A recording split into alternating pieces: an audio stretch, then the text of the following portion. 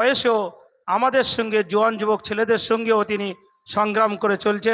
আগামী দিনে যাতে আরও সকলে এসে এই সংগ্রামে যোগ দেয় সেই আহ্বান জানাচ্ছি।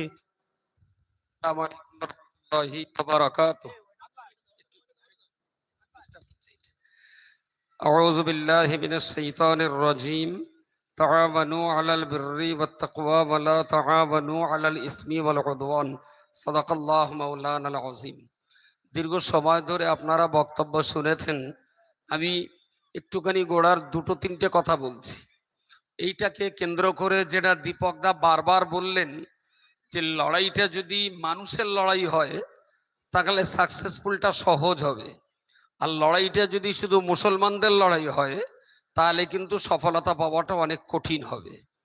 এই জন্যই তিনি বললেন, আমরা তো সবাই জানি যে পার্লামেন্টে 232টি ভোট পড়েছে ওয়াকফ সম্পত্তির পক্ষে, আর 288টা ভোট পড়েছে আরএসএস এর পক্ষে।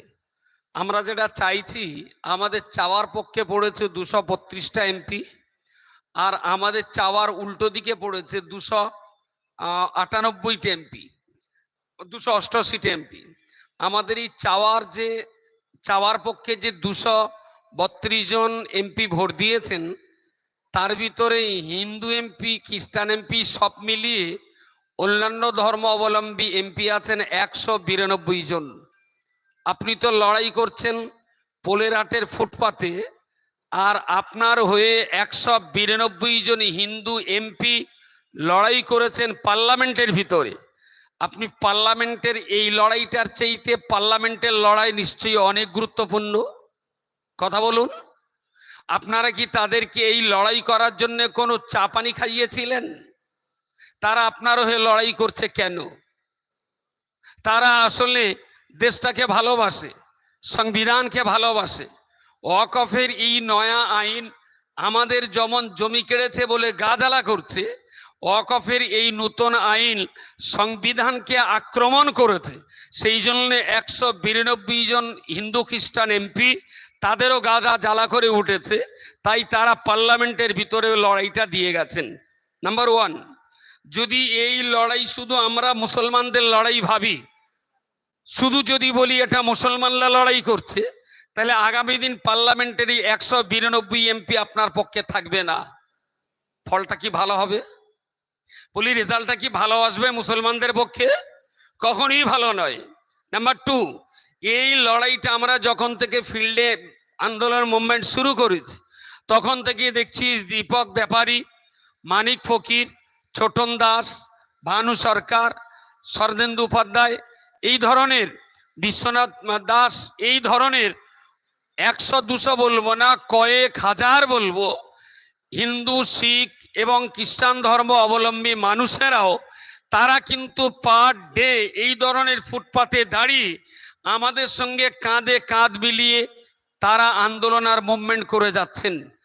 আপনারা যারা এই আন্দোলনটাকে মুসলমান আকারে রূপ দিচ্ছেন, যদি এই আন্দোলনটা মুসলমান আকারে রূপ না দিয়ে ওয়াকফ সম্পত্তি উদ্ধার করাটা, এটা মুসলমানদের আন্দোলন নয়, এটা মানুষের আন্দোলন।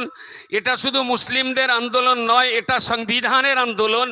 এটা শুধু টুপিওয়ালা দাড়িওয়ালাদের আন্দোলন নয়, এটা দেশপ্রেমিক ভাই যারা তাদের আন্দোলন। তাহলে আমার মনে হয় আমাদের লড়াইটা আরো দীর্ঘমেয়াদী হবে এবং সফলতার দিকে আমরা এগিয়ে নিয়ে যেতে পারবো। দ্বিতীয় নম্বরে যে কথাটা বলবো, হিন্দু ভাইদেরকে যারা ভুল বোঝানো হচ্ছে, যে ওয়াকফের নয়া আইন আনার পিছনে কারণ ছিল এইটা যে ওয়াকফ বোর্ড যখন তখন যে কোনো জায়গায় নোটিশ বেঁধে দিয়ে বলতো এটা ওয়াকফের সম্পত্তি। হিন্দুদের ভিতরে একটা ভয় ঢুকিয়ে দেওয়া হয়েছে যে ওয়াকফ বোর্ড যখন তখন তোমার জমিতে, তোমার দোকানে, তোমার বাড়িতে নোটিশ ঝুলিয়ে বলবে এটা ওয়াকফের সম্পত্তি আর তোমার ঘরবাড়ি ছেলে পালাতে হবে। এই মিথ্যা কথাগুলো সংবাদ মাধ্যম অবিরাম ধারায় তারা প্রচার চালিয়ে যাচ্ছে।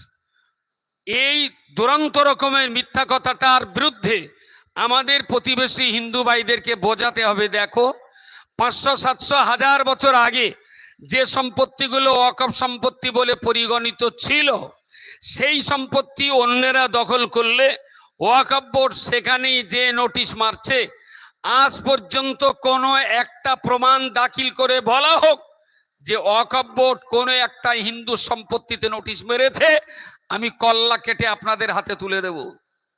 এটা মিথ্যা কথা বলে সমাজের মাঝখানে বিভ্রান্তি ছড়ানো হচ্ছে।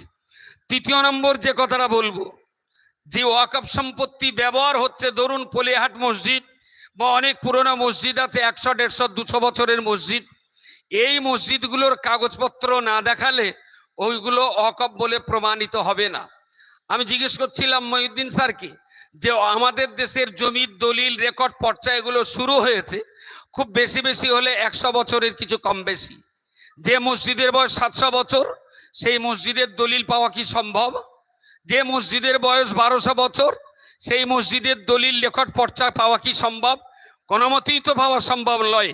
ওয়াকফের এই নতুন আইনে বলা হয়েছে ওয়াকফের সম্পত্তি বললেই ওয়াকফের হবে না, বরং তার রেকর্ড পর্চা দলিল দিয়ে প্রমাণ করাতে হবে যেটা ওয়াকফের। এই সর্বনাশা আইন যদি বলবৎ থেকে যায় তাহলে আজকের কবরস্থানে আগামী 2 বছরের ভিতরে বুলডোজার চলবে, আজকের মসজিদে আগামী 2 বছরের ভিতরে জেসিবি চলবে। এইটা আমরা হতে দেব কি দেব না তা নির্ভর করবে আমাদের সংগ্রামের উপরে। বারবার বলছি, আপনার কৃষক আন্দোলন সফল করা সম্ভব হতো না যদি না সেই আন্দোলনে জাতি ধর্ম বর্ণ নির্বিশেষে সবাই যদি সেখানে অংশ না নিত। সুতরাং আপনাদেরকে বলছি ওয়াকফের এই আইনটা, এই লড়াইটা মানুষের লড়াই হিসাবে দেখলে নিঃসন্দেহে আমরা সফলতা অর্জন করতে পারবো।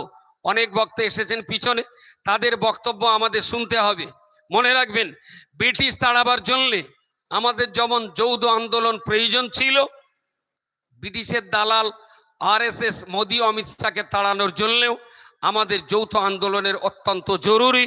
তাই আপনারা যারা আজকের এই কথাগুলো শুনছেন, প্রত্যেকটা মুসলমানের দায়িত্ব একটা করে হিন্দু ভাইকে বুঝিয়ে আগামী দিন 26 এপ্রিল একজন করে হিন্দু প্রতিবেশী ভাইকে কলকাতায় নিয়ে যাওয়া। খুব কঠিন হয়ে গেল বলেন? কাজটা খুব কঠিন হয়ে যাচ্ছে। যতক্ষণ পর্যন্ত প্রতিবেশী হিন্দু ভাইদেরকে বোঝাতে না পারবেন ততক্ষণ আরএসএস কিন্তু এটা হিন্দু মুসলমান লাগিয়ে এই আন্দোলনটার শক্তি কমিয়ে দেওয়ার ষড়যন্ত্র তারা চালিয়ে যাচ্ছে। বাকি আপনাদের চিন্তা। আমার জন্য দোয়া করবেন, ভালো থাকবেন। আসসালামু আলাইকুম রহমতুল্লাহ। ধন্যবাদ জনাব আলহাজ হযরত মাওলানা আব্দুল মাতিন সাহেবকে। আমাদের সময় খুবই